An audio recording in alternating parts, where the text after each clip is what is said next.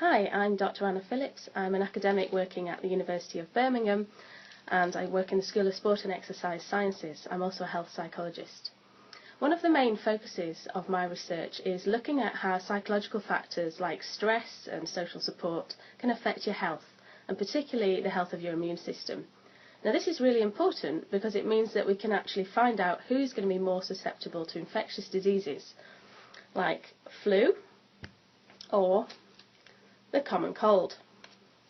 So one of the ways that we can do this is by looking at people's responses to a medical vaccination.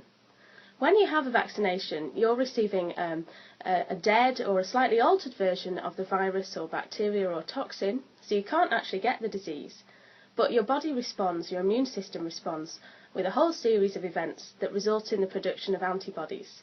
It actually thinks you've got the real disease and starts that process. But the antibodies are what are left after the vaccination to help you combat the flu or whatever it might be in real life when it actually comes along. What we've been able to show with this research is that factors like the number of stressful life events you've had in the past year can actually affect your response to vaccination and mean that if you've had a lot of stress, you actually have a lower number of antibodies. This becomes even more important when we apply this research in older people who already have ageing of the immune system.